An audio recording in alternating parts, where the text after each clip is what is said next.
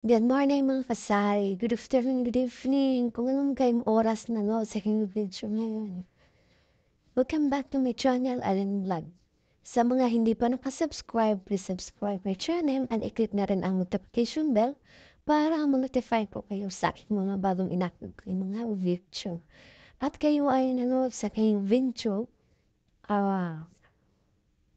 kung gusto niyo magsimula ng sari-sari store or meron na to kayong sari-sari store na bago pa lang kayo, meron pa kayong matutunan sa aking video dahil lahat ng mga na-share ko dito sa aking channel or naibahagi ko sa inyo ay lahat ay ginagawa ko po ito. At sa ngayon ay ginagawa ko po ito at epektibo po ang ginagawa. Pero depende lang po yan sa ating paggawa or sa ating mga tips na kinakailangan natin na isang sari-sari store owner. Ito po ang mga tips ginagawa ko. At ngayon, ang aking ibahagi ngayon ay sari-sari store tips. Ito po ang mga tips na ginagawa ko mga kasari. Unang-una, ang benta ko sa isang araw ay hindi ko po siya ipungyo. Yan po. Yan po ang ginagawa kong diskarte dahil sa palagay ko, itong discarding ito ay epektibo po ito sa ating sari-sari store. Yung nagsisimula pa lamang tayo at yung maliit na puhunan. Disclaimer lang po guys, mga kasari, hindi po ako eksperto pero ginagawa ko po ito lahat ng aking mga video.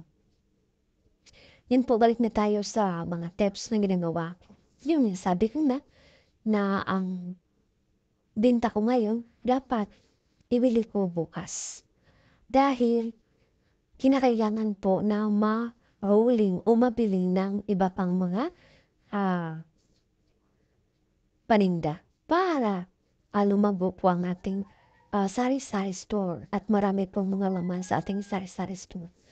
At itong pangalawang tips ko, kung ano man ang hinahanap ng ating customer, ay inilista ko po siya kapag wala po sa aking sari-sari store. Dahil, pabalik-balik po sila na hinahanap kapag wala po akong paninda. Sayang naman na wala akong maibigay sa kanila. At sayang ang benta ko kapag wala sa aking sari-sari store. Kinakailangan po, kung meron po tayong sari-sari store kahit maliit lang, kinakailangan po meron po tayong maibigay sa ating customer. Kung anong mga pangangailangan nila, dapat maibigay natin sa kanila. Dahil tayo ay nanangailangan ng malaking benta. Kaya, itong mga tips na ginagawa ko, epektibo po siya. At yung pangatlong tips na ginagawa ko, kapag may umuutang, yan po, ikatatlong tips ko. Kapag may umuutang, hindi po ako nagpapautang. Yan po. Hindi po ako nagpapautang sa taong hindi marunong magbayan. Yan po. Una-una, meron po tayong sa akin lang na isang sari-sari store owner. Hindi po ako nagpapautang sa taong hindi marunong magbayan. Merong talagang damihan. Dahil na-try ko na yan, nasubukan ko na yan. Merong pong tao na hindi marunong magbayan. Ikaw pa ang magsingil sa kanya at sasabihin pa niya, wala siyang pera. At yan, ang ikaapat na tips, hindi ko po siya pauutanin dahil hindi siya nagbayad at hindi pa siya bumibili sa aking tindahan. Napakasakit po sa ating loob kung sa ating umutang hindi po siya bumibili sa ating tindahan at wala pa siyang rason bakit hindi siya nakapagbayad sa kanyang utang. Yan po. Apat na tips, hindi po ako nagpapautang sa mga taong hindi marunong magbayad. Yan po. Ang 5 tips ko, mga kasari, kung ano ang kanilang hinahanap na paninda na wala po sa aking tindahan, yan po ay binibili ko kaagad. Dahil merong talagang maghahanap. Pagkabukas, hinahanap na rin ang kanyang hinahanap na kinakailangan niya. Kinakailangan po meron po tayong maibigay sa ating customer para kung ano man ang kanilang kinakailangan, babalik-balik po sila sa ating tindahan dahil meron po tayo na ganyan. Yan po ang pang-apat na tips. Ang pang-5 tips ko, mga kasari, kinakailangan po tayo na meron tayong mga pambata na paninda. Tulad ng mga candy. Common na po yung mga candy. Pero meron po mga candy na bago.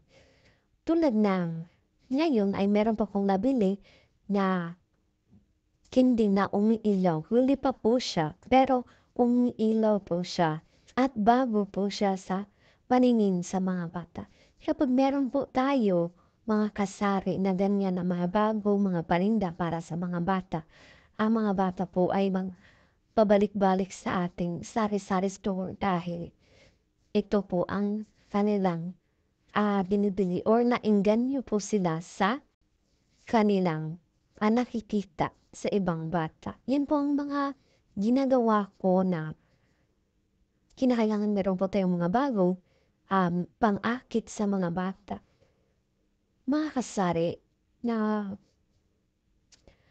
ang mga bata ay malaking tulong po sa ating mga sari-sari store dahil sila po ang nagdadala ng mga para sa akin, nagdadala po sa swerte dahil sa kanila po galing ang barya. Napakaraming barya kung meron po tayong maraming bata na bumibili. Dahil ang mga kinakailangan po nila ay hindi po siya mahal. Meron po siyang 5 piso, meron pong piso, at merong 3 piso na paninda. Kung meron tayong paninda, yan po ang binibili nila. Hindi po sila bumibili ng mamahal. Meron na mahal para sa kanila, yung 10 pesos. Yan po.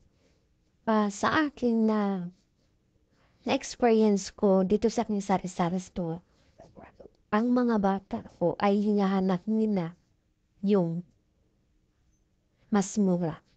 Yung tinatanong ka, ate, meron po ba kayong tig-piso? Yan po. Yan po ang napag-isipan ko na ginagawan ko ng paraan para meron po akong tig-piso na maibigay sa kanila. Malaking tulong na rin na kung meron po na maliit na panukli o wala tayong panukli na piso, yan po ang naibigay natin sa ating customer. Pero meron namang customer na hindi po sila tumatanggap ng candy. Kung yan po nating panukli. Meron talagang tao na ganyan. Pero meron din tao na tumatanggap. Yan po ang mga tips na maibigay ko. Sana po na katulong sa inyong sari-sari store or yung gusto pa lang magsisimula ng sari-sari store. Sana meron po kayong matutunan sa aking video. Kung meron po kayong matutunan, don't forget to like and share na rin sa aking video ito para marami pang makapanood nitong video na ibahagi ko sa inyo. Maraming salamat po at dito lang po magtatapos ang aking video ngayon. Ulitin ko, maraming salamat po mga kasari na nanood kayo sa aking video ito. Sa ulitin.